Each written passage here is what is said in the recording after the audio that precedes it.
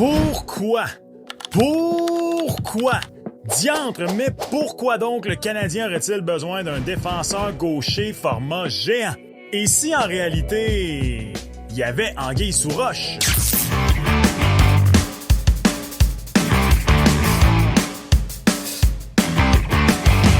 What's up tout le monde? C'est ton boy Max. La sens-tu approcher la fin de la saison 2024-2025 et le véritable début du festival du déménagement? Dans LNH, là, pas au Québec, même si les deux coïncident. C'est sûr que les gros noms, les possibles grosses transactions et agents libres, ça fascine et ça excite. Mitch Marner, Sam Bennett, Tage Thompson, peu importe. Mais personnellement, il n'y a rien qui me fascine plus qu'entendre un insider associer un nom à une équipe qu'on n'a absolument pas vu venir. Exemple, quand Nick Kypreos a associé le nom de Nicholas Hague au Canadien de Montréal. Ça me fascine parce que y a un petit mystère derrière ça. Pourquoi? Défenseur format géant, gaucher, on pourrait être porté à croire que Hague n'a pas du tout le profil que le Canadien recherche, non? Et à première vue, c'est vrai. Jusqu'à preuve du contraire, le Canadien n'a qu'un seul défenseur droitier assuré d'avoir sa place dans l'alignement au match 1 de la saison en octobre prochain. Bon, je dis assuré, là, mais s'il n'y a pas de blessure, évidemment, d'ici là, je parle d'Alexandre Carrier. Et bien que, comme je l'ai mentionné dans le dernier épisode, que vous pouvez écouter juste ici d'ailleurs, pour moi, la fixation sur le balancement gaucher-droitier est rendue beaucoup trop exagérée dans le hockey d'aujourd'hui. Le fait demeure. Un seul droitier, ça, c'est trop peu. Oui, David Reinbacher et Logan Mailloux peuvent se tailler une place. On demeure dans le conditionnel parce que sait-on jamais, là, pour vrai, jusqu'à preuve du contraire. Ils n'ont pas fait le grand club de façon permanente. Là. Donc, gros défenseur gaucher. Le Canadien Arbor Jokai et Jayden Struble. Bon, Struble n'est pas 6-6 comme Hague ou 6-4 comme Jokai. Reste que s'il veut une longue carrière dans la LNH, ça va pas être en reproduisant le style de jeu de Lane Hutson, mais en étant un défenseur de profondeur capable d'amener de la physicalité. Il est d'ailleurs extrêmement fort physiquement. Son surnom avec le Rocket de Laval, pour ceux qui ne le savaient pas, était littéralement le dieu grec. On revient donc à notre question de base qui est toute simple. Juste avant de vous donner la réponse, par contre, repêchage, transaction, agent libre, les 2 prochains mois seront excitants pour les fans de hockey. Tu veux rien manquer? Ben t'es à la bonne place. Laisse une mention j'aime sur la vidéo et abonne-toi. Ton boy a comme objectif d'atteindre les 20 000 abonnés cette année et on s'en rapproche déjà, puis on est juste au mois de juin. Ça coûte rien, ça prend 0,5 secondes et surtout, tu contribues grandement au succès de la chaîne. Et si tu le fais pas, c'est correct, je comprends ça. Mais sache que le feu de Charmander va s'éteindre par ta faute, pis ça, c'est triste, man. Veux-tu ça? Donc, pourquoi est-ce que ça a du sens, malgré tout, d'aller chercher un défenseur comme Nicholas Hague, à mon avis? Quelques raisons. La première, malgré la saison largement au-delà des attentes du Canadien, l'équipe n'a pas encore une défense très hermétique. L'équipe a terminé au 22e rang pour les buts contre dans la LNH et ça, c'est malgré les bonnes performances de Samuel Montembeault et Jakub Dobeš. Si vous regardez ça en surface, vous pouvez vous dire... Bon minute, Montembeault a terminé la saison avec un taux d'efficacité de 902 et Dobeš 909. C'est ordinaire. Oui, mais non. D'abord parce qu'il se marque plus de buts dans la LNH en ce moment qu'il y a 10 ans et si, comme moi, vous avez grandi dans les années 90 et 2000, il est vraiment temps de revoir vos barèmes de statistiques de gardiens. 900 d'efficacité en 2024-2025, c'est meilleur que 900 d'efficacité en 2014-2015. Et juste pour illustrer le point, le Lightning de Tampa Bay avait terminé au premier rang de la Ligue avec une moyenne de 3,16 buts marqués par match en 2014-2015.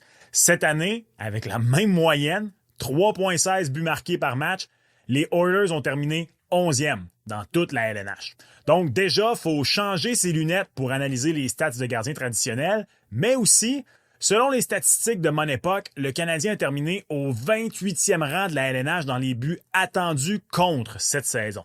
Ça, qu'est-ce que ça veut dire là, pour ceux qui sont moins familiers? C'est que si tu clonais un gardien complètement moyenne de la Ligue nationale de hockey, t'en faisais 32 exemplaires puis t'en envoyais un dans toutes les équipes de la Ligue nationale pour disputer les 82 matchs de façon identique, le Canadien aurait terminé 28e dans les buts contre. Pas fort. Faut dire que l'équipe s'est améliorée dans ce département après l'acquisition d'Alexandre Carrier, mais pas du tout au tout. On est passé de 22e dans les buts contre à 16e après l'acquisition de Carrier. Et dans les buts contre attendus, dans leurs 20 derniers matchs, le Canadien s'est classé 25e. Donc tout ça, c'est beaucoup de chiffres, j'en conviens, et de statistiques pour en arriver à une conclusion plutôt simple et qui, je pense, vous me le direz en commentaire si vous n'êtes pas d'accord, mais c'est pas vraiment débattable.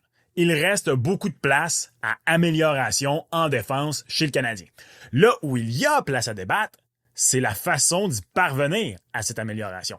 Personnellement, je crois que le statu quo est espérer que la progression naturelle de tous tes jeunes joueurs comme Caden Goulet, Lane Hudson, David Reinbacher, qui éventuellement va faire l'équipe, on l'espère, du côté de l'organisation.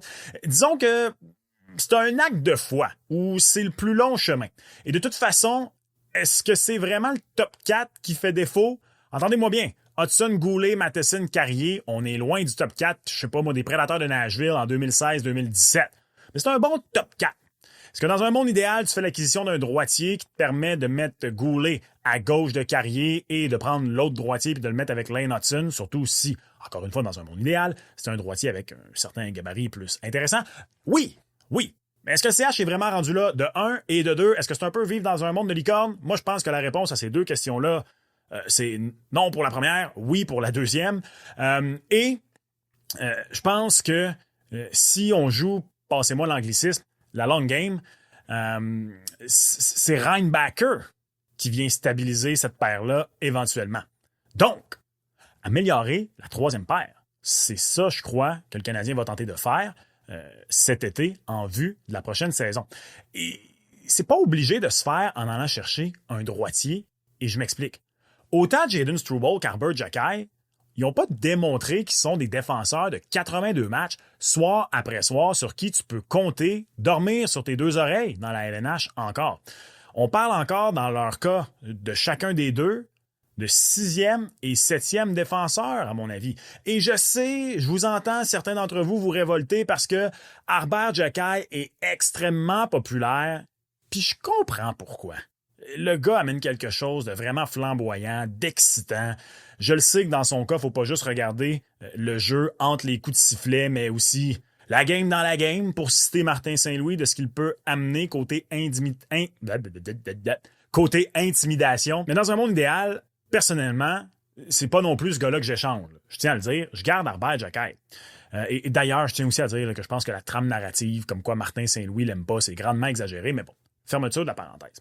Ça reste que 28e dans les buts attendus compte, il faut que tu améliores ça l'an prochain. Même si tu aimes beaucoup Arber Xhekaj, je pense que tu n'as pas le choix de reconnaître, surtout avec la perte de David Savard, tu perds un défenseur à caractère défensif important, même si Big Dave n'était plus le même là, cette année, ben, je pense que tu n'as pas le choix de reconnaître qu'il faut que tu améliores ça, cette troisième paire-là. Et oui, tu peux te dire qu'un droitier pour jouer avec Xhekaj, si c'est ce que tu veux voir, ça peut être la meilleure des choses. C'est pour ça que je disais que c'est débattable ici comment améliorer la défense en vue là, à court terme de la prochaine saison. Mais je pense que même le plus grand admirateur d'Arber Xhekaj n'a pas le choix de reconnaître que à ce stade-ci, du moins, il y a place à amélioration dans son cas et dans qui occupe cette chaise-là. Bref, revenons à Nicholas Hague. Ce qui est intéressant de lui, c'est le style de joueur qu'il est. Il est gros, je le disais, il est 6 pieds 6, physique. Il peut t'apporter ce que Xhekaj t'apporte en étant, à ce stade-ci de sa carrière, j'insiste, un meilleur joueur. Je suis convaincu que si Hague s'amène, c'est parce que un de Struble ou Xhekaj quitte, même si j'ai rien contre le gars, personnellement, je préférais que ce soit Struble, et tu gardes Xhekaj, qui, comme cette année, se bat pour le poste de 6e défenseur soir après soir, idéalement, dans ce cas-ci, avec un défenseur droitier, parce qu'au risque de me répéter, même si je pense que c'est pas une obligation d'avoir 3 gauchers, 3 droitiers à tous les soirs dans ton alignement, à date, t'en as rien qu'un. Est-ce que ce défenseur-là peut être Logan Mailloux s'il reste à Montréal? Honnêtement, oui. Peut-être. J'écarte pas non plus la possibilité que David Reinbacher fasse l'équipe, sauf que dans son cas où il est rendu dans sa progression, s'il fait l'équipe dès le jour 1, je veux pas qu'il alterne entre la galerie de presse et la glace trop souvent. Il doit jouer, surtout en début de saison. Pour répéter ce que je dis dans le dernier épisode, pour ceux qui auraient peut-être raté, je pense que David Reinbacher va terminer la prochaine saison à Montréal. Je pense qu'à partir du mois de janvier, probablement, il va être un membre à part entière du grand club. Mais en raison des blessures ces 2 dernières années, je ne serais pas surpris s'il débute à nouveau avec le Rocket de Laval. Revenons à Mailloux. Lui, c'est qui est à une croisée des chemins. C'est une situation un peu différente. Si on ne transige pas cet été, c'est une saison où il doit montrer qu'en haut, avec le Canadien, il peut faire partie de l'avenir de l'équipe. Je vois difficilement comment tu peux renvoyer Logan Mailloux en bas pour une 3e année de suite. Donc oui, ça peut être lui, le 6-7e défenseur qui se bat avec Arber Xhekaj pour faire partie de la formation soir après soir. Mais tout ça, ce n'est pas tout. Je viens de vous parler de la défense en tant que telle, ses performances, sa composition. Mais si on parlait autant de Hague parce qu'il n'était qu'une pièce d'une transaction où plus d'un joueur s'amène à Montréal. Évidemment, chaque année, c'est la même chose. La gare est pleine de moldus et les Golden Knights de Vegas veulent le nouveau jouet sur le marché. Max Pacioretty, Mark Stone, Alex Pietrangelo, Jack Eichel et maintenant, Mitch Marner. Le problème, c'est que Vegas n'a pas les moyens de... Hein? Quoi? C'est pas grave? On me dit que Vegas trouve toujours un moyen, peu importe. Ah oui, c'est vrai! C'est pas ça qui va empêcher Vegas d'arriver à ses fins si on veut vraiment Mitch Marner. Mais pour ça, il faut libérer de l'espace sous le plafond. Bien qu'il soit agent libre avec restriction, le salaire de Hague à lui seul, je veux dire, ce ne sera pas non plus 6 millions l'an prochain. C'est pas ça qui va te permettre de faire l'acquisition de Mitch Marner sur le marché des agents libres. Donc, qui est susceptible aussi de quitter le Nevada? Un des derniers chevaliers originaux, peut-être?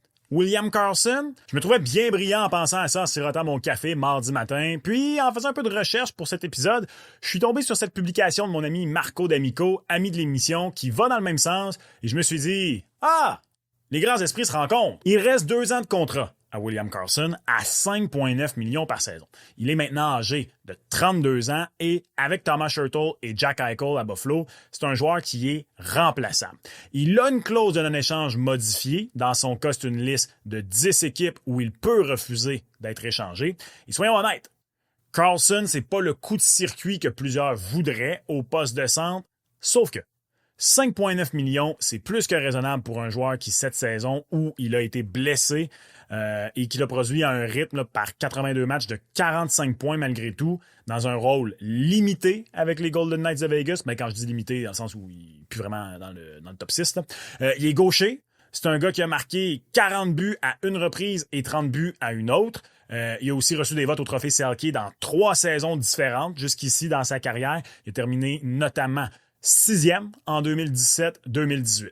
Je reviens au propos de Jeff Gorton au bilan comme quoi il y a des ailiers qui peuvent mener l'attaque sur des trios. Et Karlsson au centre avec Demidov, Patrick Laine de l'autre côté, une acquisition, Kirby Dach. Sait-on jamais, là, dans ce cas-ci, dans celui de Patrick Laine, je tiens à préciser que c'est pas mes premières options. Là, personnellement, je vais juste vous présenter le menu complet. Ça commence, personnellement, je trouve, à ressembler à ce qui a peut-être le plus manqué aux Canadiens l'an dernier, un deuxième trio. Karlsson, c'est aussi un joueur qui peut assurer le pont entre maintenant, faire le travail comme deuxième centre derrière Nick Suzuki et peu importe ce que l'avenir nous réserve au centre, que ce soit Michael Age ou autre. C'est un gars qui coûte pas cher tant monétairement qu'en termes d'échange parce que, encore une fois, je crois que Vegas, ce qu'on veut faire, c'est libérer de l'argent pour aller chercher le nouveau jouet. Et donc, Nicholas Hague et William Karlsson, dans un package peu coûteux, basé majoritairement sur des espoirs B, peut-être un de Struble ou Xhekaj, des choix, ça a de l'allure, tu moi? Est-ce que c'est le plan A? Est-ce que c'est le gros coup de circuit que plusieurs attendent? Non, soyons honnêtes. Mais je pense que ça permet de regarder un peu plus loin que... Pourquoi diantre un défenseur gaucher en Nicholas Hague? Et si le Canadien venait à faire une transaction pour faire l'acquisition de ces 2 joueurs-là, ben personnellement, non seulement je serais pas surpris, mais je trouve que c'en est une, dépendamment du prix bien sûr, qui se défend pour Kent Hughes et Jeff Gorton. Toi, qu'est-ce que t'en penses? Laisse-moi savoir en commentaire. T'as aimé ce que t'as entendu et t'en veux plus? Ben clique juste ici et on se reparle au prochain épisode. Ciao!